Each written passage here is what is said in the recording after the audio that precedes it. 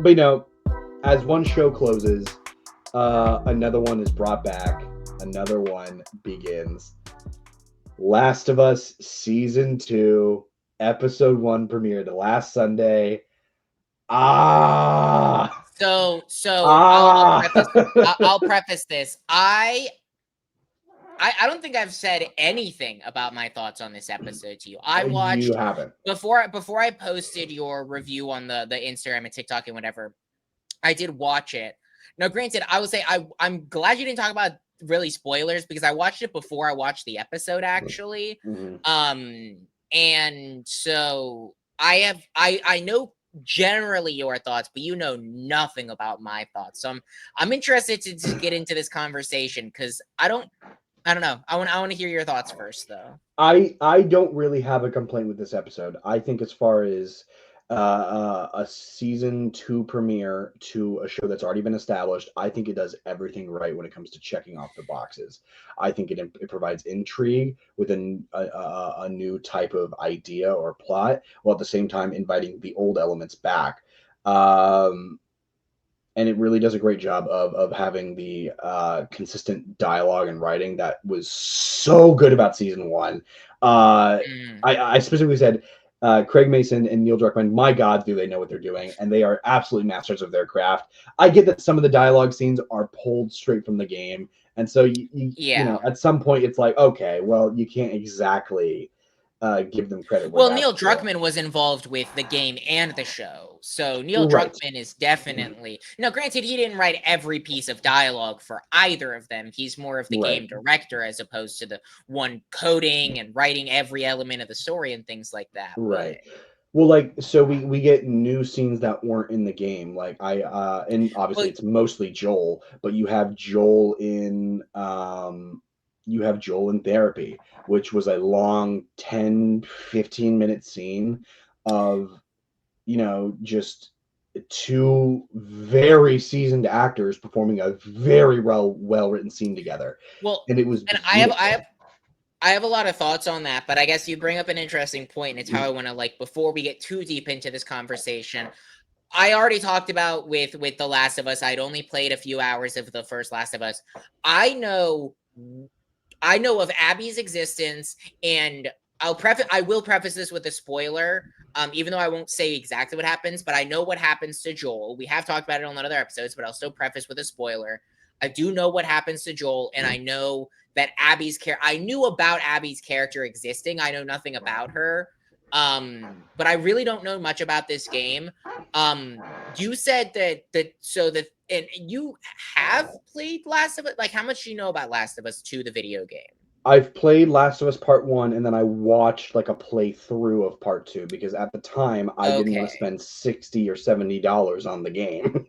Okay. So So I guess you're saying that the entirety of Joel being in therapy is not in the video game. That's as far totally made up for the show. as far as I'm aware, yeah, unless there was some sort of DLC where Joel goes to therapy, but that's a horrible DLC pack. In- because that's a really big element of this entire episode, and I Yeah. feel like what's going to influence Joel for whatever time he has in this season, I think that's very, I don't know, that's shocking to me because I agree that was a very, I don't know, I really liked the scene. I felt like, are we supposed to know who Eugene is? So Like, you would not yet. There's a whole Bill and Frank style episode that's going to be dedicated to Eugene, what happened to him, how Joe killed him okay, the way he did. We actually in the game, as far as I remember, we don't actually ever see Eugene, and Gail is actually not Eugene's wife. Eugene's married to somebody else who does hate Joel for doing it, but they for the show flipped it so that we get so that's a more scenes major with change. it's a major change. Like not in the sense of it's going to derail where it actually ends up. If you Yeah, play the yeah, game, you know where yeah, it's yeah. going to end up. But I really appreciate this change because it adds more layers and more depth to something that is going to happen later on. It's like what they did with Ellie and Riley in season 1, where we knew Mhm. nothing about who Riley was, but Ellie kept addressing in like small little tidbits of things like, oh, I killed people before. It's not the first, or I did have friends before I met Joel or whatnot, and then we get to see the whole thing that leads into that. And I don't know, man. I think that specifically with this episode, the thing they really only had to prove is, hey, we do have a clear plan for this. If you love the game, we're changing a few things, so buckle in for that. But hey, even though we changed it, look how good that writing is. Look how good that cinematography is. Look how good like we're doing everything. And then if you're a non-game player, hey, welcome back. Here's some new things that we get to throw at you, new ideas. And so I think that it just overall it's a really strong start. And I my God, dude, I love seeing Pedro Pascal as Joel. If Game of Thrones didn't exist, it would probably be my favorite character that he's ever played. He's just so good at it. And Yeah. No, Bella he Ramsey's is. really good as Ellie as well. So, first of all, I love Pedro Pascal as an actor, as a human being. I love just watching him in interviews. He seems like such a teddy bear. And we get a lot more of that of this version of Joel because this is 5 years after the events of season 1. Sure.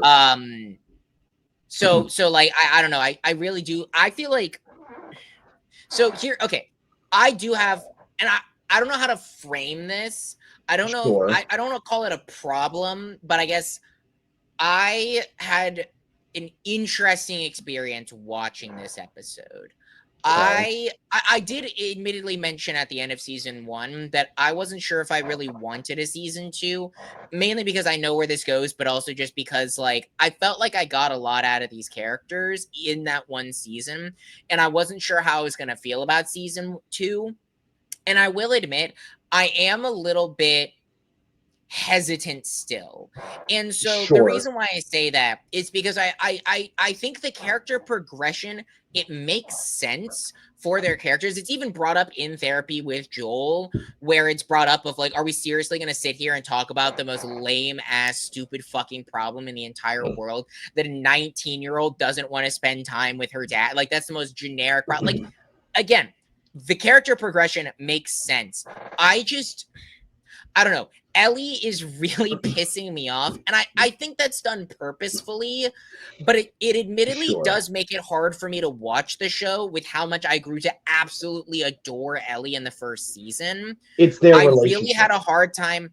Exactly. The whole season 1 was Joel and Ellie's relationship. And now it's made very clear, especially again after knowing what happens with Joel, that where this season's going to go. And I just don't know if I like that direction as being what season 2 is going to be. I'm not saying it doesn't make Sure. sense, and I'm not saying that I would have had a better idea. I'm just saying like I had a really hard time watching Ellie kind of just I wrote it in my notes somewhere. I can't remember what I said specifically. But let me see. I want to quote myself Ellie here if I can. Ellie's being a dick to Joel. Please stop Ellie. Yeah, I wrote honestly, fuck Ellie. And the reason I wrote that down is this was one of my last notes of the episode, and that was specifically during the scene where her and Dina kiss at the dance, and then Yep. this homophobic guy kind of comes in and makes an offhanded comment like, Yep. here's the thing. I thought the guy was justified before he made like very clear homophobic comment about like, oh, your kiss, like it's too like the two like that. I thought he was justified because like, bro, you're full on making out in the middle of the dance floor at this family dance. Like, stop it. Like this guy is justified for being angry, and then he very clearly makes a comment. And then Sure. Joel stands up for her, which I thought was gonna like again, I understand why Ellie's mad because she doesn't feel like she wants Joel to step in it every time. But the degree as to which she makes a public scene of things honestly really pissed me off. I think that's like again, I'm not saying it doesn't make sense. I just think that it was really shitty of Ellie in terms of like, look, man, I get that you're divided. Like this is an instance where, like, I think him stopping her going on patrols, totally justified for her being angry. They went through so much. I get that he wants to protect her, but, like, let her be her own person. Like, I think all of the other elements, as annoying as it is to see Ellie, like, be rebellious, I think all that makes sense. I think the scene that really pissed me off was the scene where Joel stands up for her in terms of, like, hey, don't be homophobic against my daughter, and Ellie, like, publicly screams at him and, like, throws a whole fit about it. That scene just kind of pissed me off. Like, And again, look, I understand this problem. I think you have to watch the entire season to understand it because there's so much you don't know. Like yeah, the whole one of the new intrigues into this season that they spark with this episode is why is Ellie mad at Joel? Why is Joel mad at Ellie? Why are they on the outs? Why did Joel go to therapy about this? Obviously, you as the audience, you can put two and two together and probably guess why, but you truthfully have no idea. And it just goes deeper down the rabbit hole for them. And as a part of the game, it's the same thing, which I thought they would change about the show. I figured about the show, it would just be completely chronological. So you would actually see what happened. Then you'd understand when you got to this moment, exactly why they are the way they are. No. So the whole point in the game is you cut back in a bunch of flashbacks with Jelly and Ellie and Joel. yeah. Jelly So tell and us more about Jelly. Yeah, tell us more about Jelly and Ol. Mm-hmm. With Do, Ellie and Joel, do. you cut back and do a lot of flashbacks, and you see certain things take place after the hospital, and see some of their life, within the 5 years that they have, existed since then. And it really, those flashbacks are essential and crucial to understand this moment. So I understand as somebody who doesn't know what's going to happen and doesn't know, well, not fully, you just know where it ends. But as somebody who doesn't know what those flashbacks entail or what certain things mean and why characters are the way that they are right now, I understand completely why you're having that problem, because you just want to scream at the characters and go, no, don't do that. That's really stupid. You're acting childish. Yeah. But Yeah, there is a whole reason for this to be happening. And as the show progresses, I think you'll find that problem is gone purely because and that's going to of the be reasoning. A really interesting thing, I guess, for our conversations going forward, because we're going to talk about this obviously as the season progresses, in terms of I'm coming in this as a guy who knows like literally two things about this entire season. I knew a lot about season one. I know like two things that happened in this season, like basically nothing else. You know a lot more than I do, so it's going to be interesting. But yeah, again, I'm not saying that I don't think it makes sense. It's still just annoying. One other comment that I want to make. I wrote in all caps in my notes, I love Dina. Dina is my new favorite character of the entire show. Dina's fantastic. In one episode, she has become my favorite character in the entire show. Previously, I think it was Joel. I don't know. I just like Joel. Everybody loves or Joel. maybe it was Bill Joel. and Frank. Maybe it was Bill and Frank.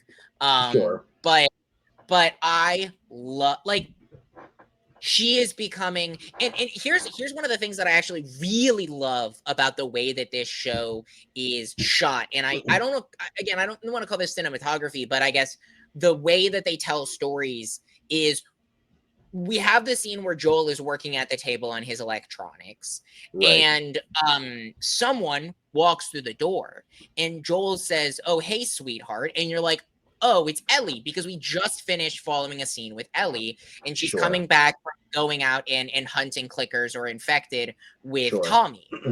Right after this, we switch to Joel, which is our first time seeing Joel this season 5 years later, and he's very clearly older. I think he's supposed to be 61 or 62 in this season or something like that, if I remember. 60 something, because what he was 56 in the actual, like, in the first game, or at least in the show he was 56. I don't know in the game if he was older. So then it would put him at 61. It would put him at 61 5 years later, give or take. So he's very clearly older. But anyways, what I was getting at is, we don't see who he says hello, sweetheart, to. So you think, oh, it's Ellie, but actually it's Dina. And that was something where I was like, oh, who's this girl? Because we already kind of find out that Joel and Ellie are on the outs through watching Ellie's scene with Tommy. Right. So you're like, wait a second, are they just not talking like at all? And Joel has a new daughter now? Like, obviously too old to be his biological daughter, being that it's only been 5 years. But like, I know nothing about this. So I saw that and I was like, oh, this is really interesting. And then it's found out that Dina is Ellie's new best friend, now lover. And it was I think it's very telling as to where the relationship is, and I love that storytelling metric of you don't see who he says it to. I feel like everyone probably assumed it was Ellie, and then you find out that it's not, and then you find out that the reason he does that is because Dina is now more of a daughter to Joel than Ellie is. Dina even mentions, I think it was at the dance or a little bit before the dance, that Dina's gonna go to Joel's house and watch movies with him, without Ellie, just like random, like best like granted, you've gone over when I was having my brain surgery to go watch movies with my sister, but that's only because Sure. I was having, like, you don't just randomly go over to my house and watch movies with my parents. That's not so, No. like, we're best friends, but No. like that's not things regular friends would do. And I think that's an Sure. interesting dynamic to now Joel has, I guess, another daughter figure that it appreciates him more. And I don't want to say he appreciates more, but their relationship gives a really, I think the reason I love Dina is one, because she is just a great character. She's just great, but she gives a Right. really, really phenomenal contrast as to where Ellie and Joel's relationship sits now versus where Yeah. it used to sit at, I don't even want to say the end of season 1, because obviously there was that tension after he rescued her, but like right Yeah. before they went into the hospital and where their relationship was then. Right. Well, and Ellie and Dina are such an interesting comparison because, and I think when you talk about Dina and she's saying she's going to do all of these things and she wants to do all these things and probably at this point does. I mean, she doesn't know that Ellie is immune. Ellie has not said any of that yet. Correct. The only people who are here that actually know that are Tommy, Joel, Ellie, and maybe Tommy's wife. I feel like at this point, I was Tommy may have gonna said say, something I to feel her. like I remember her maybe knowing. I don't remember entirely. Yeah. But yeah, no one knows. And we even have the scene after Ellie gets bit by the now more intelligent infected, which I am excited to see where that goes, because that whole scene I wrote down. Holy shit, I love this scene. It's so suspenseful. Like, I'm sitting at the edge of my seat. It felt like a Yep. horror movie. I actually jumped when she got attacked. Um, I loved that Right. whole entire sequence, and I love the Right. idea of there being more intelligent infected, but she gets bit and she has to cut herself to cover up the bite mark. And I also think it's really interesting. It's never mentioned, but you can very clearly see based on the way, and again, I guess this is the cinematography and the way that this, I think that the shot composition or shot like cinematography of this is honestly just in this one episode maybe better than season 1, because it is so subtle with things like the Dina, but also it's never mentioned about Ellie's tattoo, but you can very clearly see on some subtle zoom ins and focusing on Ellie's tattoo that the reason she has a full arm tattoo is to cover up the fact that she has been bitten. Yeah. And I look, I think that the fact that Dina doesn't know just leads her to have this mindset of I feel bad for Joel because I genuinely like I love Ellie, but I don't know why Ellie's acting the way that she is. And Yeah. Joel keeps and it's worse for it's sad for Joel too because Joel keeps pawning it off as oh she's very she's in that teenage girl age where her dad isn't cool, doesn't want to talk to her dad, doesn't want to hang with her dad. But truthfully, again, as the audience, we can put two and two together to understand that's not actually what happened. There was something else that happened, and it Yeah. is also like they're not talking. If Joel goes to Ellie's room, Ellie will respond to him. It's not Yeah, great, you have that but whole like scene with the with the guitar. guitar, Yeah. we saw that.